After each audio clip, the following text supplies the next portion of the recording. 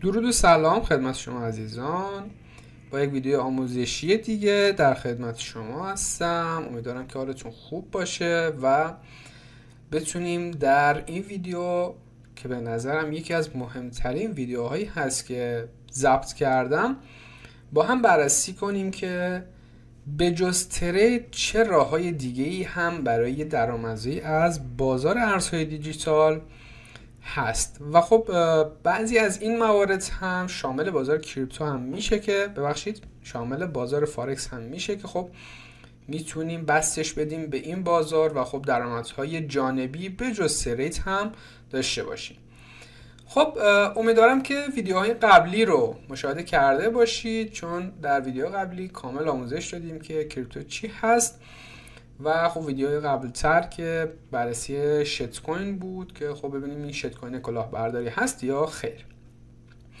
در این ویدیو ما میخوایم بررسی کنیم که چند راه متفاوت بجز ترید هم وجود داره که افراد میتونن ازش به عنوان یک راه درآمدی از کریپتو داشته باشن. خب اولین مورد اگه بخوایم اشاره کنیم، حالا اولین مورد که نه، یعنی مقدمه شروع همه این موارد آموزش دیدنه. شما باید برید آموزش ببینید و حداقل دانش پایه رو به دست بیارید توی این بازار که بتونید حرفی برای گفتن داشته باشید. یعنی اگه قرار باشه برید برای کسی، برای مجموعه‌ای یا مرکزی کار کنید، باید یک اطلاعاتی رو از حالا بازار کریپتو داشته باشید و این اطلاعات میتونه از اطلاعات بلاکچین باشه، انواع ارزهای دیجیتال، انواع بلاکچین ها و خب بازارها، صرافی ها، کیف پول ها. اینها آموزش های پایه‌ای هست که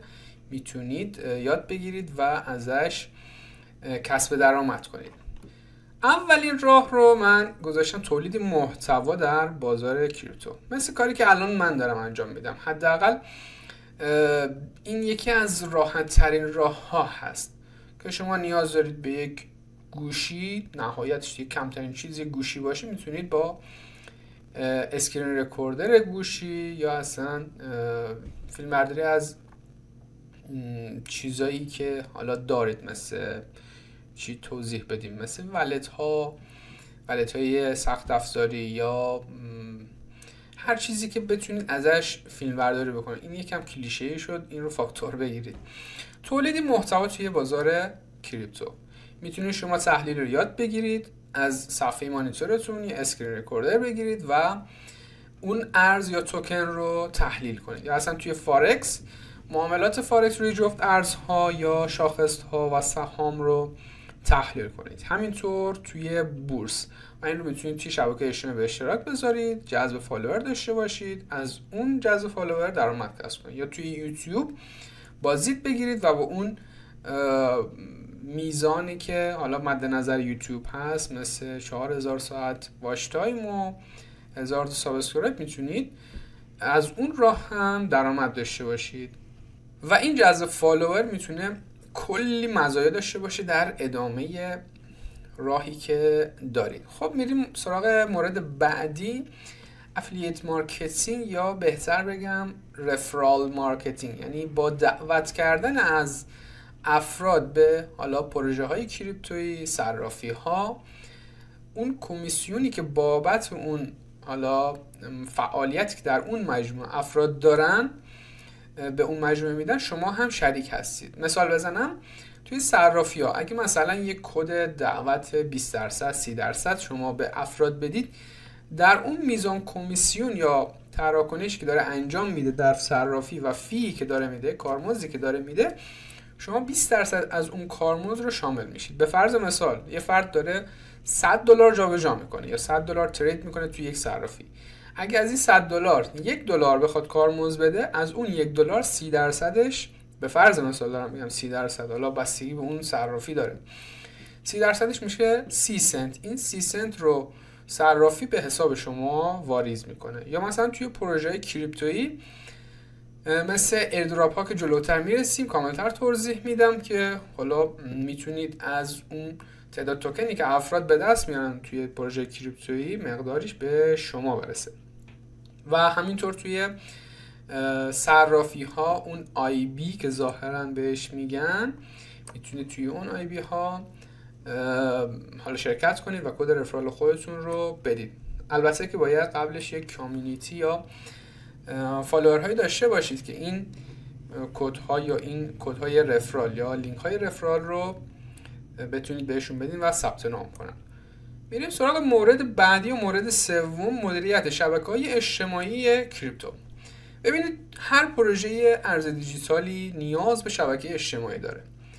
به فرض مثال اگه یک پروژه تازه اومده مثل همستر، خب حالا همستر دارم میگم چون جامعیت داره، خیلیا شرکت کردن و کلی هم وقت گذاشتن بدون اینکه سودی داشته باشه. به فرض مثال شما میرید با مدیر پروژه یا مدیر مارکتینگ همستر صحبت میکنید، میگید من میخوام کامیونیتی ایران شما رو داشته باشم، یعنی یک کانال تلگرام میزنم به عنوان همستر فارسی مثلا به فرض مثال، و شما این مجموعه رو هدایت میکنید دیگه. این مجموعه حالا سوشال مدیا یا کانال تلگرامی باشه، کانال اینستاگرام، صفحه اینستاگرام، پیج یوتیوب یا هر چی که هست، و میتونید با مدیریت اینها و جذب فالوور برای مجموعه یا اون پروژه کسب درآمد کنید که اصطلاح بهش میگن ادمینی، یعنی مدیریت یک شبکه اجتماعی رو داشته باشید. بریم سراغ مورد بعدی، آموزش و مشاوره کریپتو. شما میتونید با یادگیری حالا مفاهیم پایه‌ای، مفاهیم اساسی و کاربردی کریپتو به افرادی که نیازمند حالا مشاوره هستن، مثلا یک اشتباهی توی معاملاتشون انجام دادن یا مثلا ارزی خریدن که نمیتونن بفروشن یا برای جابجایی ارز دیجیتال از کیف پولی به کیف پول دیگه‌ای مشکل دارن، شما میتونید این مشکلات رو به راحتی حالا بهش مشاوره بدید و حلش کنید و بابت این مشاوره دادن هزینه‌ای دریافت کنید. حالا میتونه ساعتی باشه، میتونه درصدی باشه، بسته به اون آموزشی که دارید میدید یا مشاوره که دارید میدید متفاوته. میریم سراغ مورد پنجم که ایردراپ ها هست که یکی از راحت ترین و خب میشه گفت بهترین راه‌های درآمدزایی هست که برای افرادی که حالا سرمایه ندارن خیلی کاربرده است. شما میتونید توی پروژه‌های شرکت کنید که با مثلا فالو کردن اون پروژه، فالو کردن شبکه اجتماعیش، به اشتراک گذاری اون شبکه اجتماعی، دریافت رفرال، امتیازاتی جمع کنید که در انتهای اون ایردراپ یا اون پروژه‌ای که حالا قرار توکنش رو بده بیرون، شما به نسبت امتیازاتی که دارید اون ایردراپ رو شامل بشید. به فرض مثال من در پروژه نوتپی که تقریبا 2 ماه شرکت کردم، نزدیک فکر میکنم توی فصل 1 و 2 شرکت کرده بودم، نزدیک 40,000 تا امتیاز داشتم که فکر میکنم اولوش $20 $30 حالا به قیمت فعلی که داره به هم از اون توکن داد، یعنی نزدیک 70-80 تا توکن به هم داد. حالا اون 70-80 تا توکن اگه بره بالاتر که خب قیمتش بیشتره، بیاد پایینتر خب کمتر درآمد داره، ولی مهم اینه که من این افزونه رو نصب کردم، توی سایتش ثبت نام کردم و خب بهم توکن داد. و اینهایی هم که دارید می‌بینید تقریبا همین زیر ساخت رو داره که در ادامه باز ویدیوهای جداگانه برای ایردراپ ها براتون میسازم. میریم سراغ مورد آخر که خیلی از افراد فکر میکنن ترید یعنی ارز دیجیتال یعنی ترید و ترید هم یعنی ارز دیجیتال. این آخرین مورد هست توی اون چیزایی که حالا من به عنوان کسب درآمد از راه در ارزهای دیجیتال گفتم، یعنی ترید. ببینید خیلی سخته چون شما نیاز به سرمایه دارید.